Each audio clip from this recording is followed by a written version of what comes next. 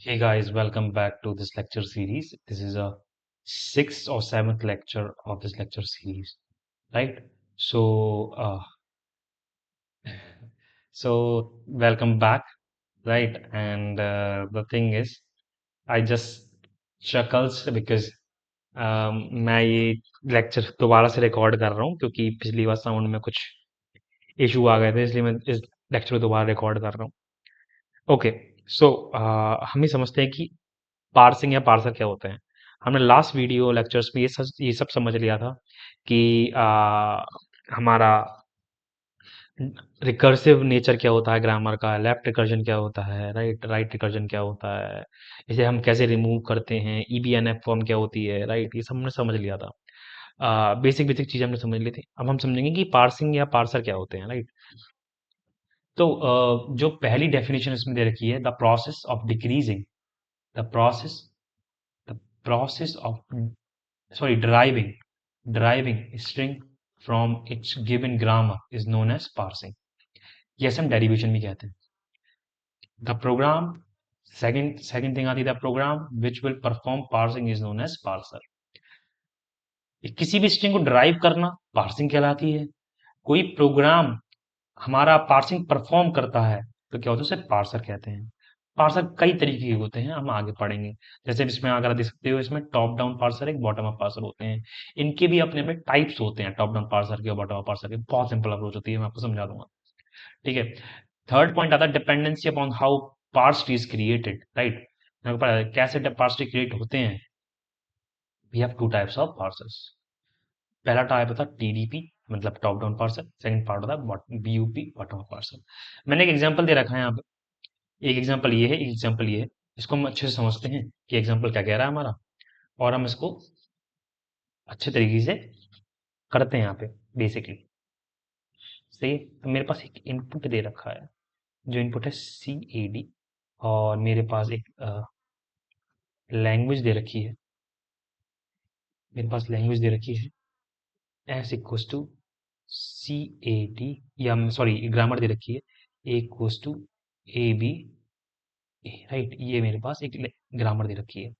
अब मुझे क्या करना है, इस ग्रामर से मुझे ये इनपुट लेके आना है और पीबीबी अप्रोच को फॉलो करना है। तो मैं इसे हम कहते हैं स्टार्ट सिंबल। क्या होता है, इसे कहते हैं स्टार्ट सिंबल। स्टार्ट हम इसी से करते हैं हमेशा, सी ए डी, राइट। और लेके क्या आना, मुझे लेके आना सी ए डी, सी आ गया, डी आ गया, राइट। यहाँ पे सी आ गया, डी आ गया, यहाँ पे लेके आना है ए। अब मेरे पास ए में दो चॉइस है, या तो ए से बी आ सकता है या ए से ए आ सकता है। तो मैंने मान के चलिए मैंने ए से बी कर लिया। जब मैं ए से बी करूंगा तो सी ए तो आ गया, लेकिन कॉम्प्लीमेंट्री बी भी आया हमारे साथ। तो हमें इसे तो हटाना है, हमें चाहिए ही नहीं। तो हम क्या करेंगे, बैक ट्रैक कर जाएंगे, और बैक ट्रैक करने के बाद हम दूसरी प्रोडक्शन को चेक करेंगे, क्योंकि पहली प्रोडक्शन से तो हमारा काम ही नहीं बना। दूसरी प्रोडक्शन क्या है कि ए, राइट। तो क्या बनेगा, सी ए डी, सी डी। क्या बात समझ आती है। यही इन्होंने यहाँ किया है, अगर आप देखेंगे, राइट। अगर आप यहाँ देखें, इन्होंने यही चीज करी है। अच्छा, ये चीज मैंने क्या लिखी है, एलएमडी क्या लिखा है मैंने, ये चीज क्या लिखी है मैंने, ये बता देता हूँ। जब मैंने इस प्रोडक्शन को स्टार्ट सिंबल से स्टार्ट किया, राइट, तो मैंने सी ए डी लिखा। सी ए डी लिखने के बाद मैंने, जब सी ए डी जब सी ए डी लिखा मैंने, तो जो मेरे पास ये वाला प्रोडक्शन था, मैंने इसे ड्राइव किया पहले, लेफ्ट साइड वाले को, राइट। तभी ये इसे कहते हैं हम लेफ्ट मोस्ट डेरिवेशन। क्या कहते हैं इसे हम, मैं लिख देता हूँ यहाँ पे, इसे हम कहते हैं लेफ्ट मोस्ट डेरिवेशन। अगर आपको फिर भी समझ नहीं आया तो मैं दूसरा एग्जांपल जो है ये वाला इसको लेके समझाता हूँ। हालांकि आपको ये तो समझ आ ही गया होगा, राइट। तो हम इसको रब कर देते हैं, क्योंकि मेरे पास का सोल्यूशन तो ऊपर दे ही रखा है। इसे मैं रब कर देता हूँ।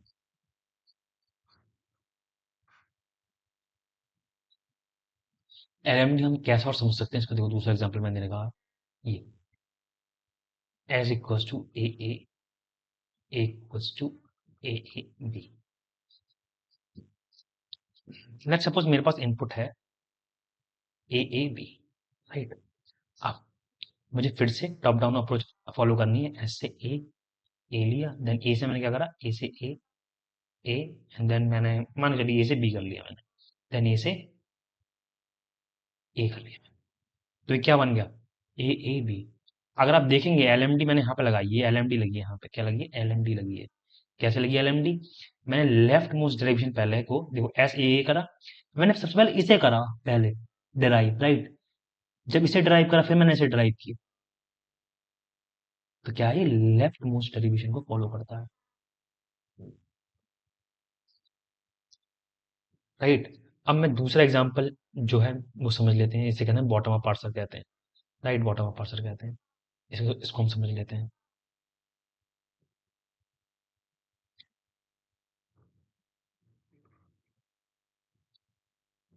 मेरे ख्याल से यही काफी होगा बॉटम अप को समझने के लिए, राइट।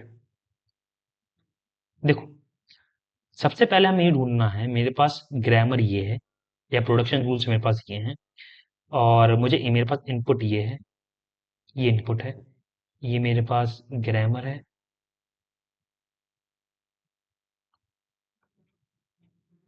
ये ग्रामर है। अब मेरे पास आ गया इनपुट ये ए बी सी डी। जो थोड़ा जूम कर देते हैं आपके लिए, अब आपको अच्छे से समझ में आएगा क्या है A B B C D. अब इन्होंने क्या करा, पहले इन्होंने ए ले लिया। ए क्यों लिया, क्योंकि मैं ए से बी ड्राइव कर सकता हूँ, वो कर दिया मैंने, राइट।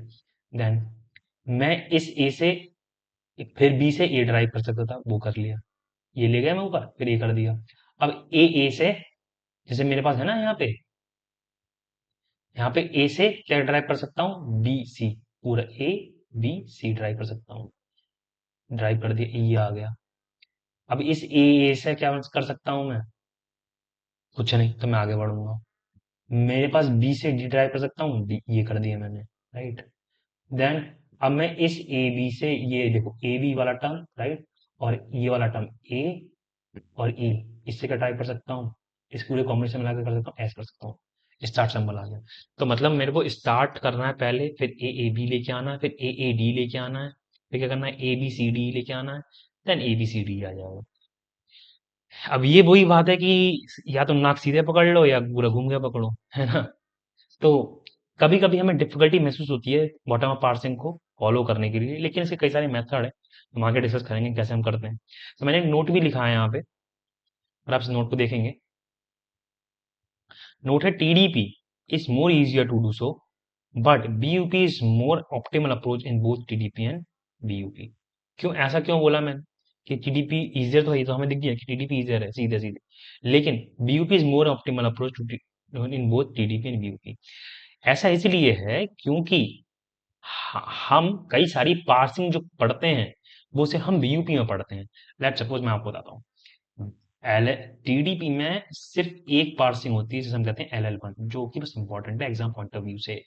लेकिन बीयूपी में हम कई सारी पार्सिंग पढ़ते हैं, जैसे मैं आपको बता देता हूँ, LR0, SLR, LALR, CLR, कई सारी पार्सिंग, और यही हम फॉलो करते हैं।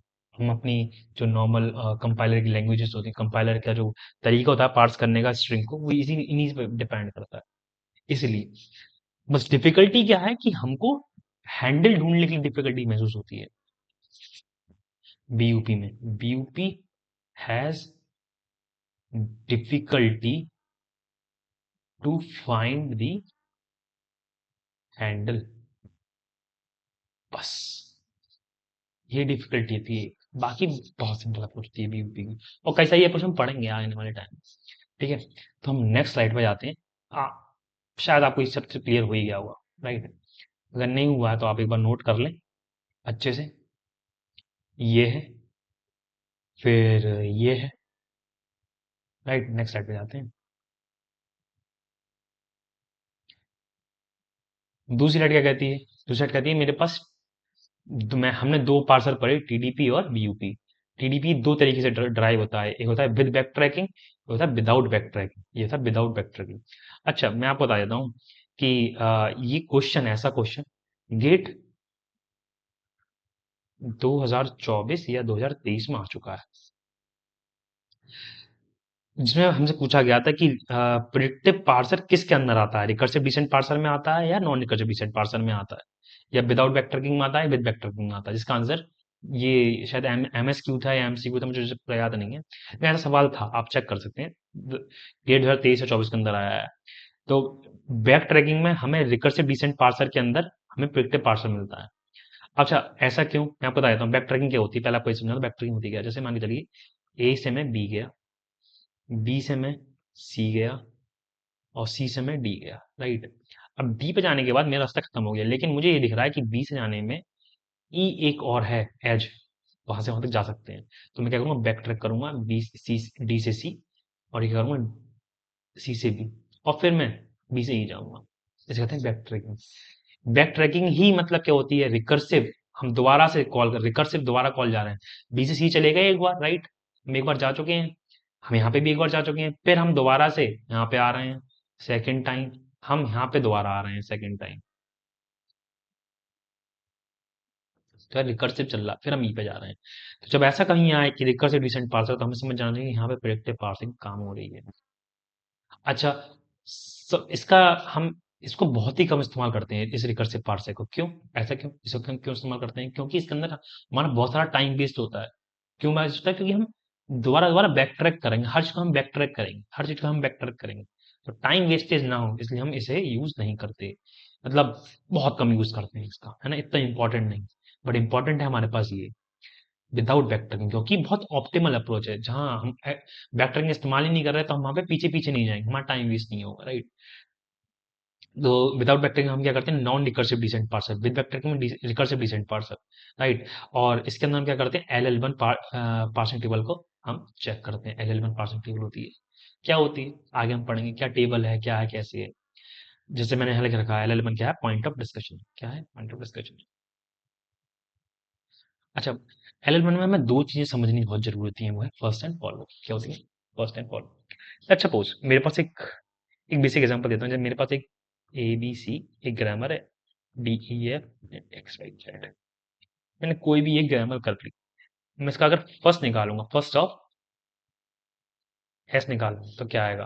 तो एक बात ध्यान रखिए, फर्स्ट एंड फॉलो हम हमेशा नॉन टर्मिनल या वेरिएबल के निकालते हैं, टर्मिनल के नहीं निकलते फर्स्ट एंड फॉलो, ठीक है। फर्स्ट खासकर तो हम हमेशा वेरिएबल के निकालते हैं।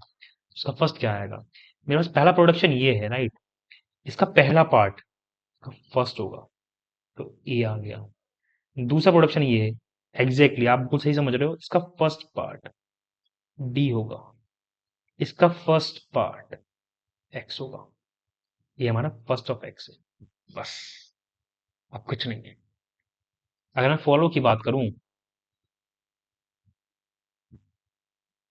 फॉलो ऑफ एस, अच्छा, चूंकि मैंने आपको बताया था लेक्चर्स में कि एस को हम स्टार्ट सिंबल कहते हैं, तो हमेशा ध्यान रखना, जब भी हम स्टार्ट सिंबल का फॉलो निकालेंगे, फॉलो में ही होगा ऐसा कि जब भी हम स्टार्ट सिंबल का फॉलो निकालेंगे तो हम वहां पे डॉलर पहले लिखेंगे, क्या लिखेंगे, डॉलर।